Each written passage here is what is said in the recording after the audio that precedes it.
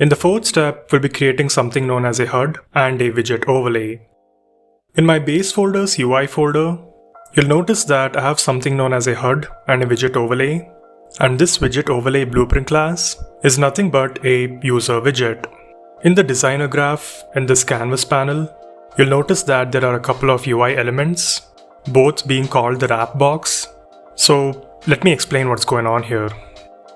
So basically in video games, the HUD is used to manage the game's user interface, and it is responsible for displaying information to the player. So if you may have played many games, you'll know that a HUD is like a collection of many widgets, like maybe in this example, where in the top left you have the attributes widget. For a mobile game, in the bottom right, you may have the movement stick. In the bottom left, you may have buttons for certain actions. And in another corner, you may also have a widget displaying your weapon and maybe the ammo. So games have evolved to accommodate many widgets onto the screen. And so this widget overlay will be used to render many widgets onto the screen. So in my C++ classes directory, in the projects in the public folder and in the UI folder, I've created something known as the base HUD class. So this HUD class acts as a controller that manages the UI based on the game's logic. Although such controller classes are seen as part of the MVC pattern in web development, it is great to have such a controller class in game development that can be the intermediary between the game's UI and your game's logic. So in the UI folder, right-click on an empty space and click on New C++ class. Search for HUD, and you'll notice that I already have my base HUD class, subclass from this HUD. Choose the HUD class and click on Next. Name your HUD class the base HUD in capitals, as I did, and make sure to have the class type public, and click on Create Class. Since I already have such a C++ class, I shall just cancel the creation of that class. So this is what my base HUD C++ header file looks like. First, let me import the blueprint user widget header file, and I'll create a properties section within which I'll create a user widget class property, the widget overlay class. Technically, this will be the class that will be rendered on the screen, and I shall expose this to blueprints where only the defaults can be edited. I shall also have an object pointer reference to this widget overlay object, and in the methods section, I shall declare the beginPlay method and also declare the method initialize HUD.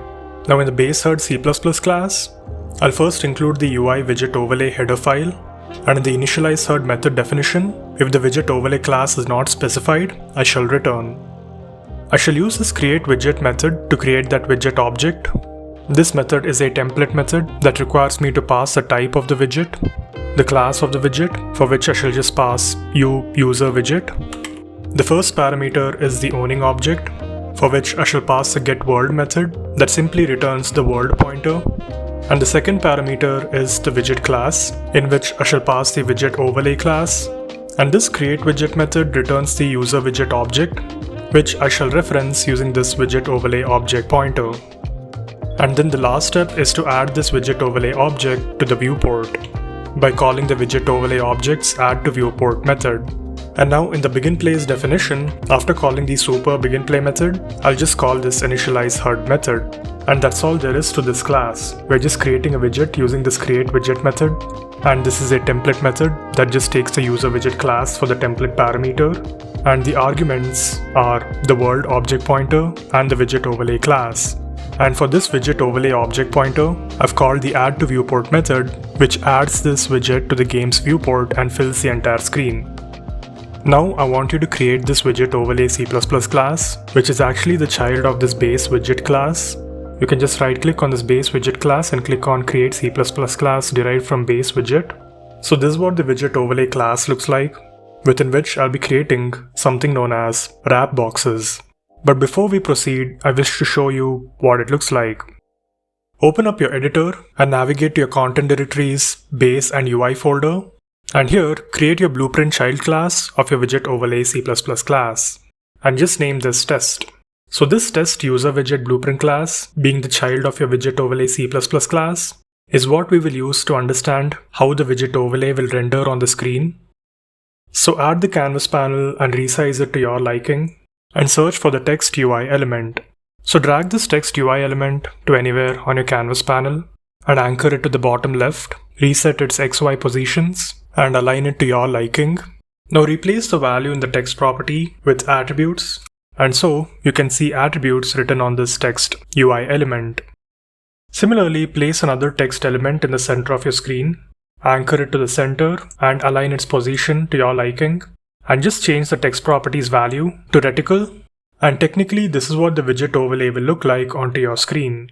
Just compile this and close this class, and create a new blueprint class that is a child of your base HUD class.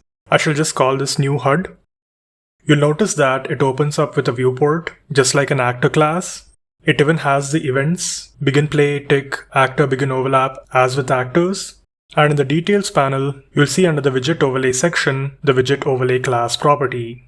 This was a property we had created in C++. So technically in Unreal Engine, this HUD class is not a place like the user widget to create and manage your UI elements. Like I explained earlier, this is a controller class that will manage your UI. And we had programmed in C++ to create the widget of this widget overlay class. So let us specify this widget overlay class, that is test, and compile this class. So now you have created your widget overlay test and your HUD, the new HUD blueprint class. For this game mode in the HUD class, use your new HUD and click on Save All. It shall now save your game mode as well. And now when you hit play, you'll notice that your level opens up and your test widget overlay has been rendered on your screen. If you have successfully made it so far, you can understand what our next steps would be. It's like we would replace this attributes text with our base attributes and this reticle text with our reticle. And now it's time to be implementing the WrapBox and the widget overlay. In our C++ widget overlay class, we'll first include the header file components wrapbox.h. In the properties section, I shall create the WrapBox for the base attributes, calling it the WrapBox base attribute widget, which is the object pointer of the uWrapBox class. I shall use the uProperty macro and make this object pointer visible anywhere. I shall make it blueprint read-only in the category widget overlay binding widgets. And most importantly, I'll be setting a meta parameter for this uProperty. I shall say meta equals bind widget, the bind widget keyword within parentheses. Now I shall declare another property for the widget base attributes class, that is of the data type subclass of user widget. This property can be edited anywhere, is blueprint read and write, and within the category of widget overlay and base attributes. That is just for organizing and keeping properties categorized neatly, nothing much to it, so that it can be easier to find in blueprints. I'll also declare another property, widget base attributes, which will be the object pointer of the user widget, which will be made blueprint read-only in the same category. Now after having declared these properties, it's now time to see what it will look like in the Unreal Engine editor. So build and compile your code. So in my Unreal Engine editor, in the test widget blueprint, you'll notice that beside the hierarchy panel, you have something known as the bind widgets panel. And this bind widgets panel has two categories, animation and widget. Under the widget category, you'll notice that you have a type called WrapBox and the property WrapBox base attributes widget. So this was the purpose of this uProperties meta parameter with the value of bind widget that has added this object pointer for binding with any widget class. This object pointer is of the type WrapBox, and so it can only be bound to another WrapBox widget. So let me show you what I mean. I shall delete these two text widgets and search for WrapBox. I shall drag the WrapBox into my canvas panel somewhere in the bottom left, and I shall anchor it there. Now I won't even care about the dimensions, that is the X and Y size, and I'll tell you why. So this WrapBox will become a placeholder for another widget. So it's like a small container used to position and render another widget. So in the bind widgets panel, for this property, you can see that there's a warning icon that says this widget is not bound. And also, if I attempt to compile this class, I will get an error message. This WrapBox base attribute widget is required to be bound to another WrapBox widget. So what it means is, we should attempt to bind this WrapBox widget to this property. So this is really very simple. You just have to rename this WrapBox to the same name as that property. So I shall name this WrapBox base attribute widget. And now in the bind widgets panel, you can see that there's a tick icon that says this widget is bound. So it's a simple 3-step process, nothing too complicated.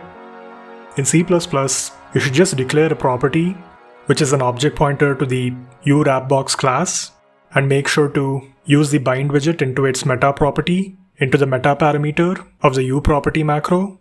Secondly, you just need to add this WrapBox into your canvas panel in the blueprint designer. And thirdly, you just need to name this WrapBox to the same name as that property name, which you can check in bind widgets. And the tick icon indicates the successful binding. So now this WrapBox behaves like a small container where we can have many child widgets. So now if we attempt to compile, you can see that this class has been successfully compiled. And now it's time to add certain methods to this widget overlay, the base HUD class, as well as the base character class. So in the methods section of this widget overlay, I shall override the method native on initialized. This method is like a begin play of the user widget class. And in the base attribute subsection, I'll declare a method create widget base attribute. I'll also declare the method set widget base attributes that takes in the parameter the object pointer of a widget, particularly the base attribute widget. This function shall be made blueprint callable. So let me first implement this create widget base attribute method that returns a user widget object after its creation. It is technically going to create this widget base attributes class, that is instantiate that class into a widget object and return that object. So if that class is not specified, I shall just return a null pointer. Else, if I have not returned, I shall create that widget and return that widget using the create widget method. For the template parameter, I shall use the user widget class. The first parameter it needs is the owning object, for which I shall pass this widget overlay object. So it's like this widget overlay object is going to be the owning object of this newly created widget, which is nothing but the widget's base attributes class passed into its second parameter. In the definition of the set widget base attributes, which takes in a user widget object for its parameter, we'll first validate for that widget object pointer, and if it is a null pointer, I shall return. If I don't return, I shall assign my widget base attributes object pointer with that incoming widget object pointer. And now it's time to add this widget base attributes object pointer to that WrapBox container. So I shall call the add child to WrapBox method of this WrapBox object. And for its parameter that requires a widget object, and notice that it is a parent uWidget object pointer, I shall simply pass the widget base attributes object. So you should pay attention to this line. It's like that WrapBox object has a method add child to WrapBox, which is actually the method that takes care of adding widget objects into this WrapBox container. So it's like you could have many children widgets to this WrapBox. Think of it like a tree or a hierarchy where one WrapBox container can have more than one child. And so, just before adding this widget object to this WrapBox, I wish to call the clearChildren method of this WrapBox object. So what this method will do is the removal of all child widgets. And notice that it is actually a method of this class uPanelWidget. So technically, this WrapBox inherits from this uPanelWidget class. And these two lines is all it takes to add a new widget object to this WrapBox. And now it's time to define our native onInitialized method. So in the definition, first I'll call the superclasses method, and then I shall create and set the widget. I can just call the create widget base attributes method, which will take care of creating the widget that I specify in the widget base attributes class property in the blueprints. So this create widget method is not sufficient to render that widget object onto your screen. If you remember in the base HUD class, even after creation of the widget, we did have to use the widget object's add to viewport method. And this is the method that takes care of rendering that widget onto your screen or your viewport. So in the similar manner, add child to WrapBox is what actually renders that widget object onto your viewport or your screen. I shall simply call this create widget base attribute method and reference that return value using a local variable. And if that return value is a valid pointer, I shall simply call the set widget base attributes method and pass the widget base attributes object pointer. So yes, these are the only two steps being done upon initializing this widget overlay, creation of a widgets class, and if the creation is a success, adding that widget object to the WrapBox. So just skim through these functions after writing them. and you'll know that it's just a 1 to 3 line code in each of these functions. And somehow we need to pass that widget base attributes object to this set widget base attributes method. In the base widget parent class, I have declared two methods, which are nothing but the getter and the setter methods of any base attributes widget object.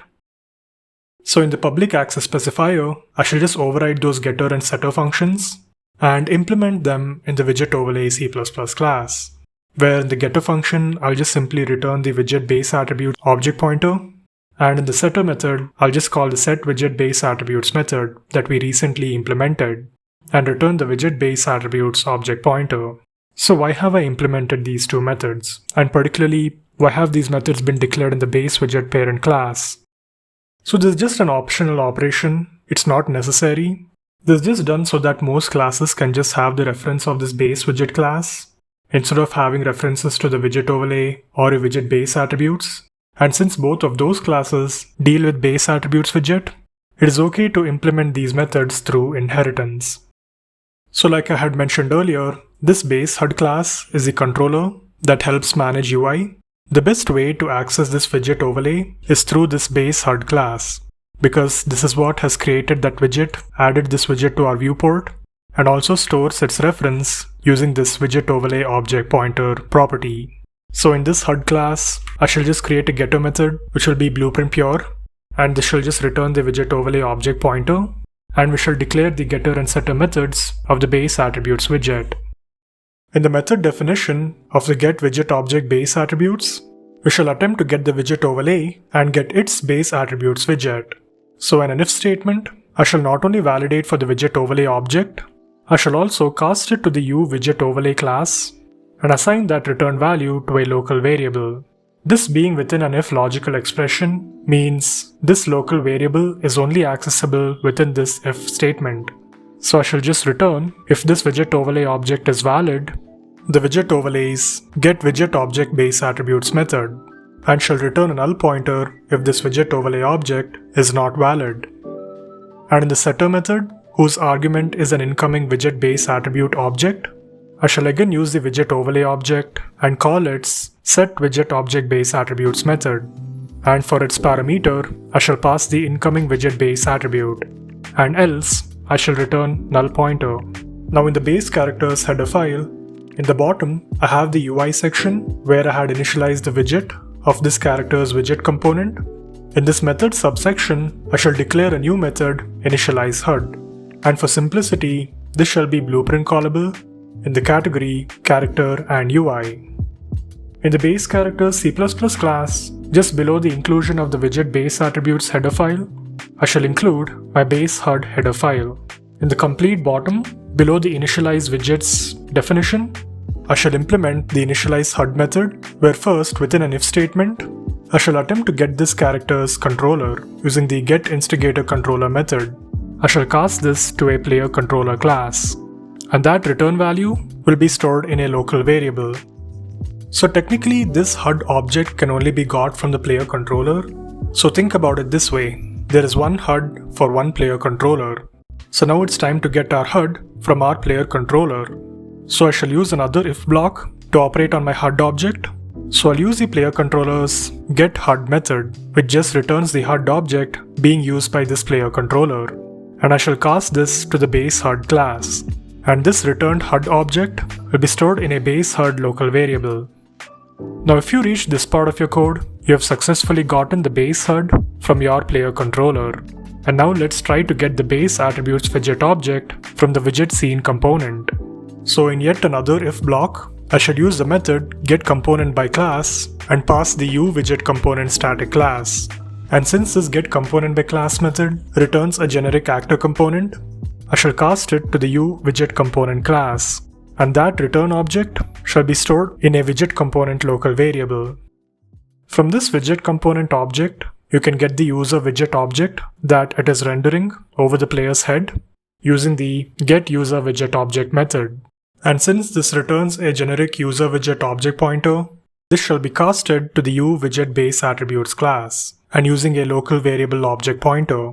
Let me validate this base attribute widget object, and if it's not a valid pointer, I shall return.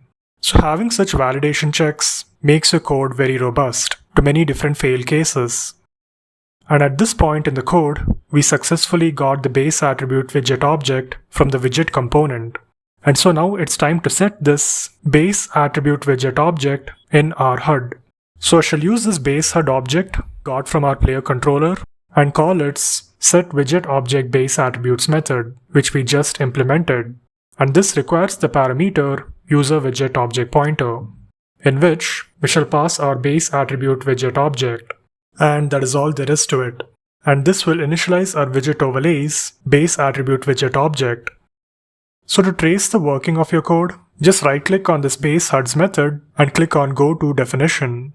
And this takes us to the base HUD C++ class to the method definition of the setWidgetObjectBaseAttributes.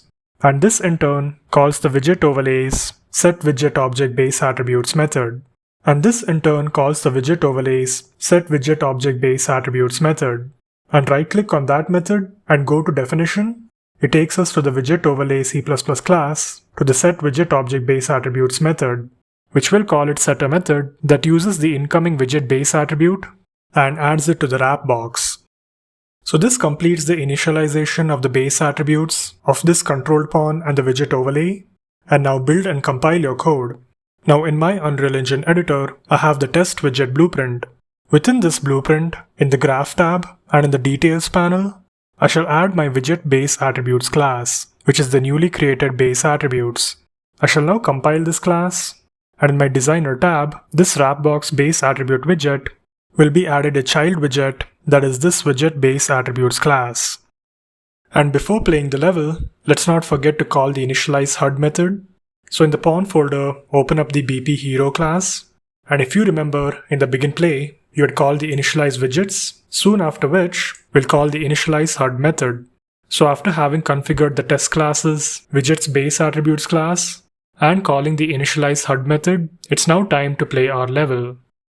And wow, you'll notice that in the widget overlay, the base attributes widget was rendered in your WrapBox, and after a delay, the progress bars got reset and the bars began to refill.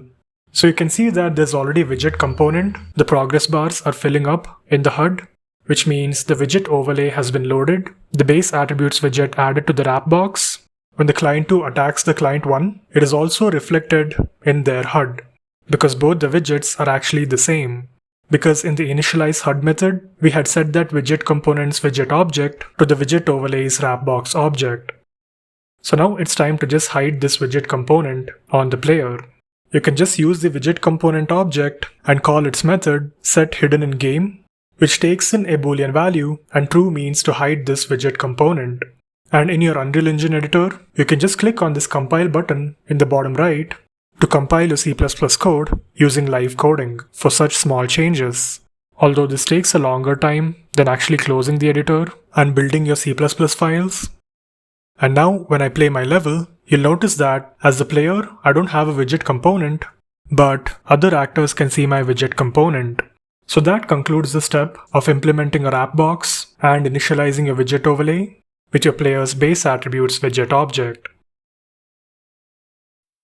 The sixth step is basically an assignment for you guys.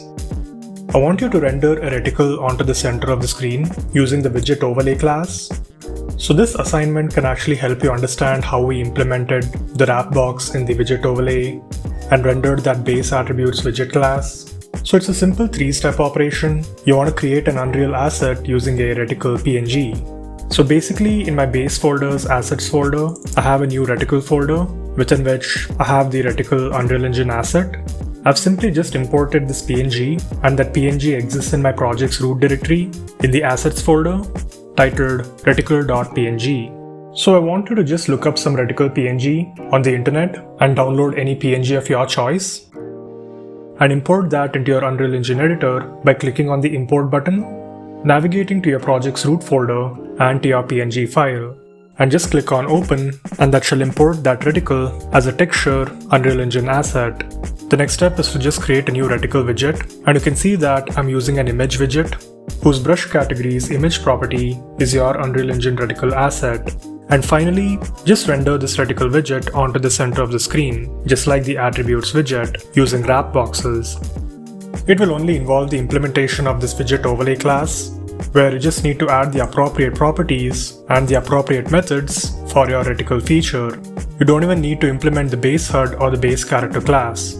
So for an assignment, I hope you can apply what you have learned to implement this Reticle, as I did in my output.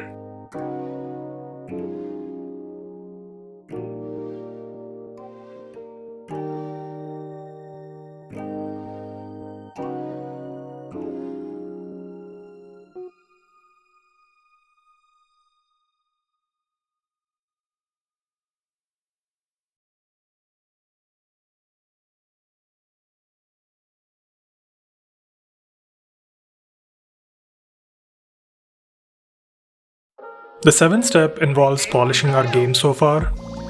So first, let's implement a better camera angle to over the shoulder, and you'll also notice how this minion's widget attribute is disappearing after a certain distance and is reappearing within a particular range.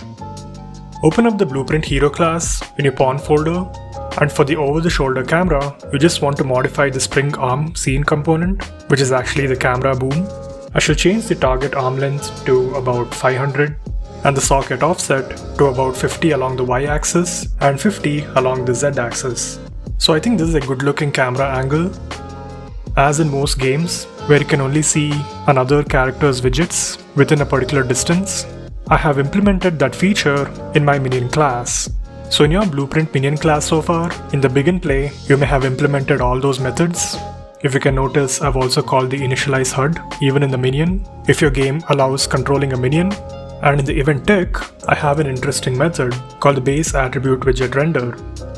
This method does two operations. Like in the Blueprint Hero class, I'm rotating the widget base attributes every periodic tick at the angle rotation of this actor and the player's camera. And the second operation is to manage the distance from the player. That is, for a particular widget height distance value, and I have set a value of 800 Unreal units, if the player's camera and this current actor's location, if their distance is greater than that widget height distance value, then I'll use this widget base attributes widget component and call its set hidden in game method, where I'll set the new hidden parameter to true. So this will hide this widget base attributes scene component whenever the distance between this actor and the player's camera exceeds that widget height distance. If not, I shall force unhide this widget base attributes component by calling the set hidden in game method and keeping the new hidden parameter to false. I have also done an optional operation after this, where I'm changing the scale of this widget base attributes based on another widget medium distance, where if I cross this widget medium distance as a player from this actor's widget, I shall set a pretty high value of a scale for this widget base attributes component, and if I'm within that widget medium distance of 100 units, I shall keep it scaled to a low value of 0.2. Let me run towards the minion, and you'll see that the widget over the minion is quite big, and as a client, even if I run to the minion, you'll notice that both their widgets are quite big and visible.